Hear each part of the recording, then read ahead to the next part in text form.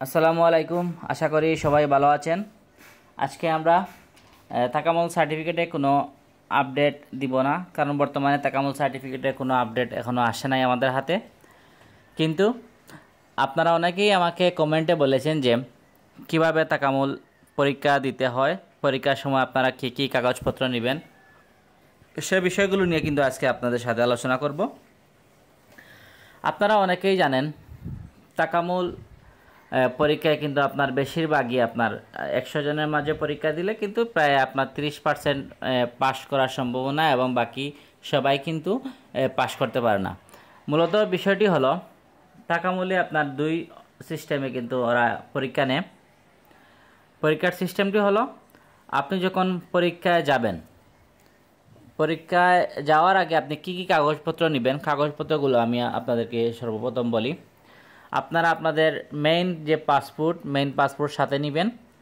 পাসপোর্টের সাথে আপনারা আপনাদের যে পাসপোর্টের 1 কপি রঙিন ফটোকপি, একটি সাদা কালো ফটোকপি নেবেন। আপনাদের main voter ID card, voter ID কার্ডটা নেবেন সাথে। আপনাদের এজেন্সির যে ডকুমেন্ট, প্রয়োজনীয় ডকুমেন্ট, যদি আপনাদের মুফার কপি থাকে মুফার কপি নেবেন, অথবা ভিসার যে অন্যান্য যে ডকুমেন্টগুলো আপনার প্রয়োজনীয় যে জিনিসপত্র, সেগুলো আপনারা একটি ফাইলে করে নিয়ে যাবেন। আর আপনাদের যে দিন পরীক্ষার কিন্তু ঠিক আপনি 15 মিনিট আগে কিন্তু সেন্টারে উপস্থিত হতে হবে। কিন্তু আমার পরামর্শ থাকবে আপনারা ঠিক 1 ঘন্টা আগে কিন্তু সেন্টারে গিয়ে উপস্থিত হলে কিন্তু সবথেকে ভালো হয়, কারণ আপনারা সেন্টারের যে আনুষঙ্গিক জিনিস সেগুলোও বুঝবেন। আপনারা সেন্টারে যাওয়ার পরে কিন্তু আপনাদেরকে 2টি ধাপে কিন্তু পরীক্ষা নেবে। প্রথমে কিন্তু আপনারা যেতে হবে কম্পিউটার বেস, যেটা বলে কম্পিউটারে আপনাদের প্রশ্ন থাকবে 15টি, সময় থাকবে আপনাদের 30 মিনিট।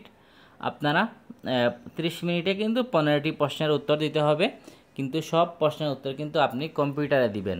কম্পিউটার ব্যতীত কিন্তু আপনাকে লিখিত কোনো পরীক্ষা নেবে না ওরা। আপনি তখন কম্পিউটারে অপশন থাকবে, একটি প্রশ্ন থাকবে, 4টি অপশন থাকবে। আপনি যে অপশনটি সঠিক সে অপশনে আপনি অপশনের সঠিক চিহ্ন দিবেন।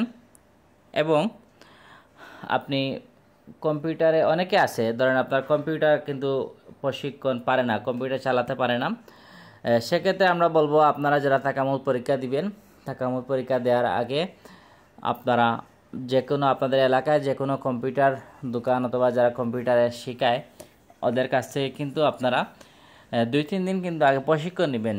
শুধু এটি বুঝতে হবে যে আপনারা এভাবে সঠিক চিহ্নটি দিবেন, সেটি কীভাবে তো হয়। কম্পিউটারে শুধু সম্পূর্ণ শেখা লাগবে না, আপনারা শুধু শিখবেন যে কিভাবে একটি প্রশ্নের সঠিক উত্তর দিতে হয়, কিভাবে কম্পিউটারটি অন করতে হয়, কম্পিউটারটি চালাতে হয়, এগুলোই শুধু শিখবেন, আর কিছু না। আর আরেকটি জিনিস হলো, আপনারা যখন পরীক্ষা দিবেন, পরীক্ষায় কিন্তু এক রুমে কিন্তু 20-30 জনের মতো পরীক্ষা দিবেন, কিন্তু সবার পরীক্ষার প্রশ্ন কিন্তু আলাদা হবে। যেমন আপনার কাছে যে প্রশ্ন আসলো, এই প্রশ্ন কিন্তু অন্যজনের কাছে থাকবে না, অন্যজনের কাছে কিন্তু অন্যটা প্রশ্ন থাকবে। আর কি, যদি আপনারা 30 জনের পরীক্ষা দেন, 30 জনের কিন্তু 30 রকমের কিন্তু পরীক্ষার প্রশ্ন থাকবে। সো আপনারা কিন্তু পরীক্ষা দেওয়ার সময় অবশ্যই বুঝে শুনে উত্তর দিবেন, এবং একটি প্রশ্নে কিন্তু আপনার সর্বোচ্চ 2 মিনিট করে পাবেন। এটি হলো আপনার কম্পিউটার বেসড পরীক্ষা। কম্পিউটারে পরীক্ষা দিবেন। কম্পিউটারে পরীক্ষা দেওয়ার পরে তখন আপনাদের যারা আছেন একটি লটারি নেবে। ধরেন আপনি যদি কিচেন ওয়ার্কার হন, তাহলে একটি লটারি দিবে। আপনার লটারির মাঝে আপনি যে টুকনটি তুলবেন, ওই টুকনে আপনার যে লেখাটি থাকবে, ধরেন যে কাজটি, ধরেন আপনি যদি ইলেকট্রিশিয়ান হন, যদি তাকে যে আপনি সুইচ লাগান, তাহলে কিন্তু আপনি ওই সুইচটি লাগিয়ে দেখাতে হবে ওদেরকে।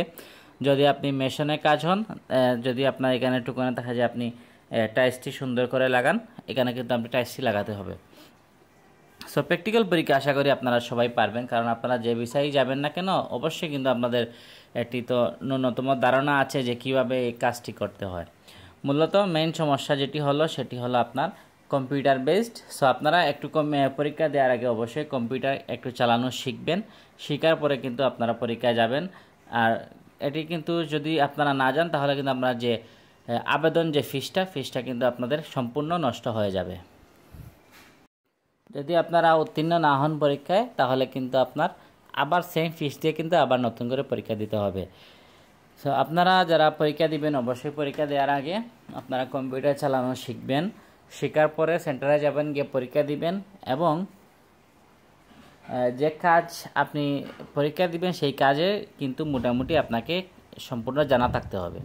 সো আমার আজকের ভিডিওটি এই পর্যন্ত। ভালো লাগলে চ্যানেলটি সাবস্ক্রাইব করে আমাদের পাশে থাকবেন। ধন্যবাদ।